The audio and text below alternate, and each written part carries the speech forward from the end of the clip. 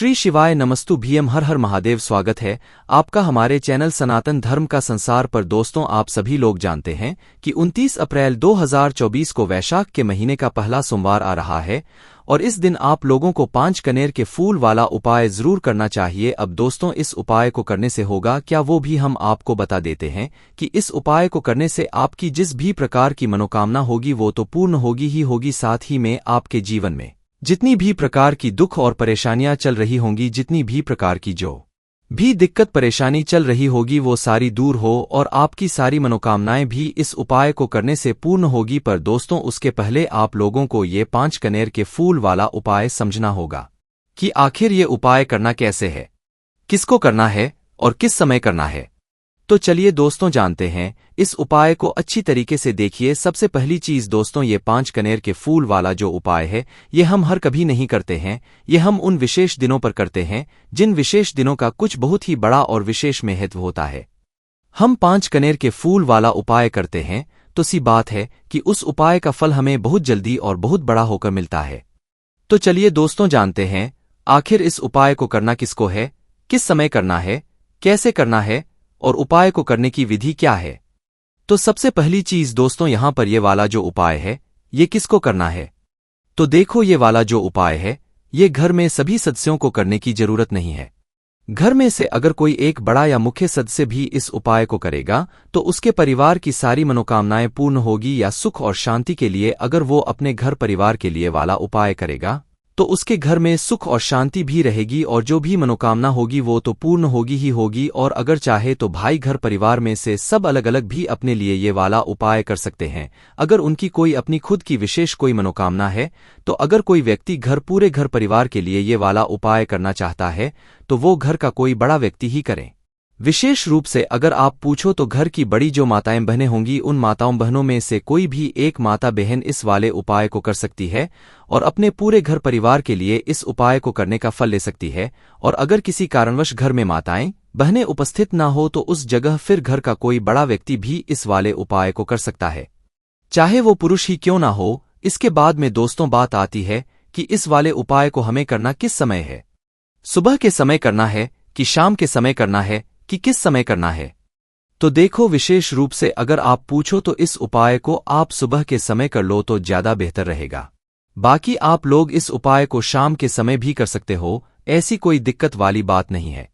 पर कोशिश आपकी होनी चाहिए सुबह के समय की। आपने पूरी कोशिश करी नहीं, आप सुबह उपाय कर पाए किसी कारणवश, तो भाई आप शाम के समय प्रदोष काल आप लोग इस वाले उपाय को जरूर करना। अब उपाय को कितने समय से लेकर कितने समय के बीच करना है। तो देखो, सुबह अगर आप कोई भी उपाय करते हो तो जितना जल्दी हो सकता है उतना जल्दी आप उपाय को करने की कोशिश किया करो। बाकी 10, 11, 12 बजे तक भी अगर आप उपाय कर सकते हो तो कर लेना, आपको उपाय का फल जरूर मिलेगा। वहीं अगर शाम की बात करें तो शाम को 6 बजे से लेकर 7 बजे के बीच में अगर उपाय कर सकते हो तो अच्छी बात है, वरना 7 बजे से लेकर 8 बजे के बीच में भी आप उपाय करोगे तो भी आपको फल जरूर मिलेगा। क्योंकि अब मौसम बदल गया है और अब शाम भी देर से होने लगी है। 7 से 8 बजे के बीच में या 8:30 बजे तक भी अगर आप उपाय करोगे तो भी आपको उपाय का फल जरूर मिलेगा। तो अब दोस्तों हम समझते हैं कि इस उपाय की विधि क्या है, ये उपाय आखिर आपको करना कैसे है। तो देखो, सबसे पहली चीज 5 कनेर के फूल वाला उपाय है। तो सीधी सी बात है कि 5 कनेर के फूल तो इसमें हमें लगेंगे ही लगेंगे। अभी जो 5 कनेर के फूल हैं, अब देखिए दोस्तों, आप लोग ये भी समझते होंगे कि कनेर के फूल भी तरह तरह के आते हैं। तो यहां पर हम आपको बता दें कि इस उपाय में सिर्फ पीले कनेर के फूलों की आपको आवश्यकता की और ये फूल आपको बहुत आसानी से मिल जाएंगे। किसी के घर में भी लगे हुए मिल जाएंगे और ऐसे रोड पर रास्ते पर भी लगे हुए मिल जाएंगे जहां पर आपको ज्यादा मात्रा में इस पेड़ में फूल देखने के लिए मिल जाएंगे जो कि पीले कनेर के फूल होंगे। और इस उपाय में भी आपको पीले कनेर के फूल ही लेना है। कितने लेना है?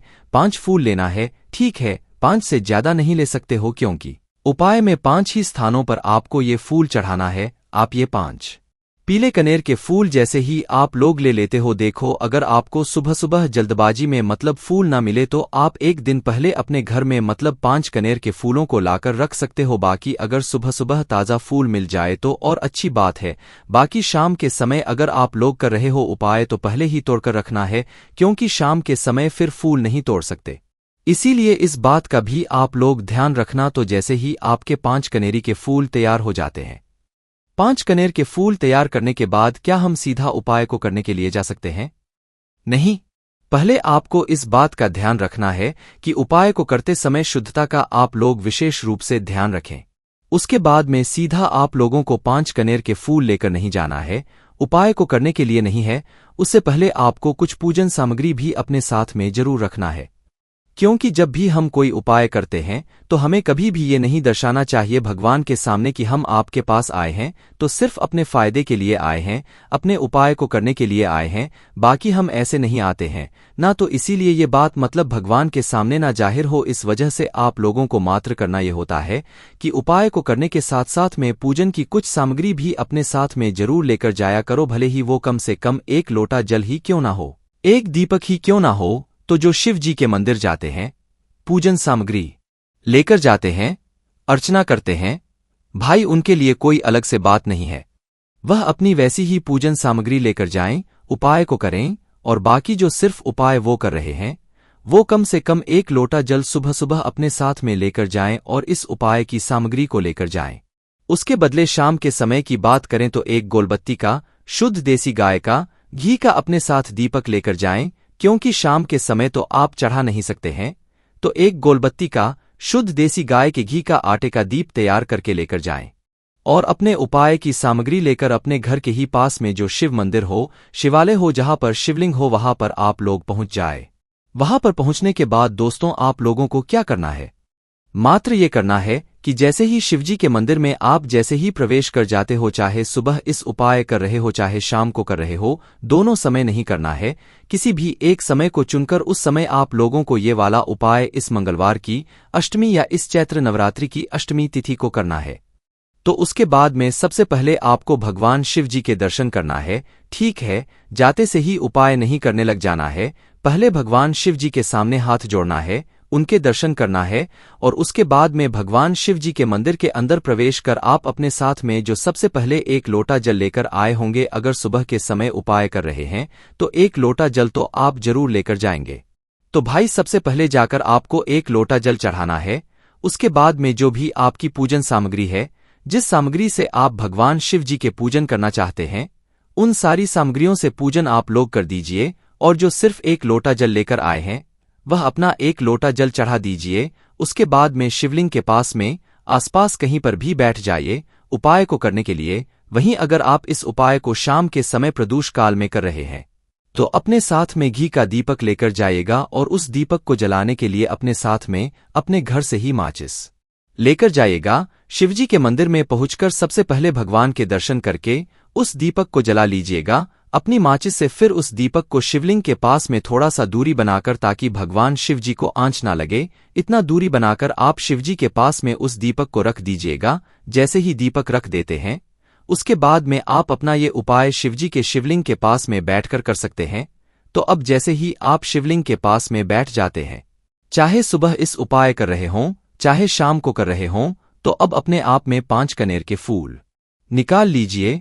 5 कनेर के फूल निकालने के बाद दोस्तों करना क्या है, आप लोगों को ये 5 कनेर की आपको 5 अलग अलग जगहों पर या स्थानों पर चढ़ाना है, जो कि हम आपको अभी बताते हैं कि ये 5 फूल आखिर कहाँ आप लोगों को चढ़ाना है। तो देखिए, सबसे पहले चीज, ये 5 कनेर के फूल आप लोगों को 5 ऐसे स्थान है जो शिवलिंग के ऊपर ही है, वहां पर चढ़ाना है। जिसमें से जो सबसे पहला स्थान है दोस्तों, वो कहाँ पर है? वो है दोस्तों भगवान गणेश जी का स्थान। शिवलिंग के ऊपर एक भगवान गणेश जी का स्थान होता है, जो कि जलाधारी के राइट हैंड साइड पर होता है। मतलब जलाधारी के सीधे हाथ की तरफ कौन सा स्थान होता है? भगवान गणेश जी का स्थान होता है। तो आपको क्या करना है? अपना का फूल लेना है और भगवान गणेश जी वाले स्थान पर समर्पित कर देना है। देखो, अगर आपको पता ना हो तो किसी से वहां पर पूछ लेना है। न जलाधारी के राइट हैंड साइड या सीधे हाथ पर ही भगवान गणेश जी का स्थान होता है, तो आपको पहला कन्हैया का फूल भगवान गणेश जी वाले स्थान पर समर्पित करना है। खिला हुआ फूल का भाग जो है वो शिवलिंग की तरफ होना चाहिए और डंडी का भाग जलाधारी की तरफ होना चाहिए। इस प्रकार से आपको पहले फूल कनेर के फूल को भगवान गणेश जी वाले स्थान पर समर्पित कर देना है।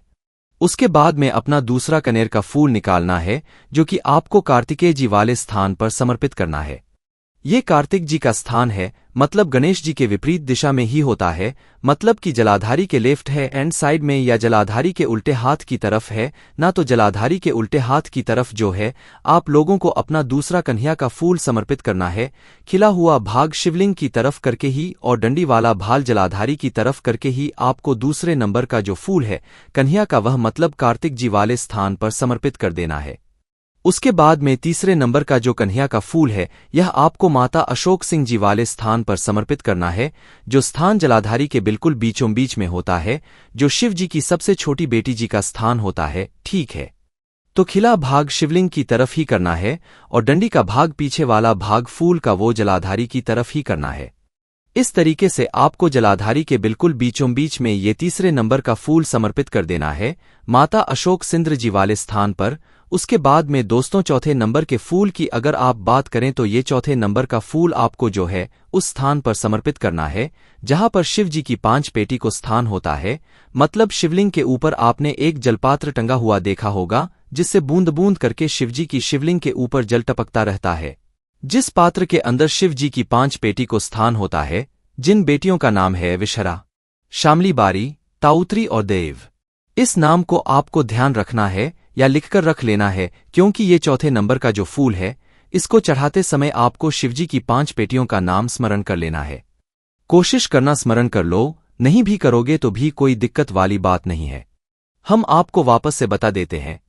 जया, विषहरा, शामली, बारी, ताउत्री और देव, इन 5 पेटियों का नाम लेकर उस पात्र के अंदर ये चौथे नंबर का फूल आपको समर्पित कर देना है। अगर वह पात्र ना टंगा हुआ हो तो शिव जी की 5 पेड़ियों का नाम लेकर ही जो है, मतलब ये जो फूल है चौथे नंबर का, ये जलधारी के ऊपर ही समर्पित कर देना। माता जगदम्बा जी मतलब शिवलिंग के आसपास कहीं पर भी जलाधारी के ऊपर ये चौथे नंबर का फूल है आप समर्पित कर देना।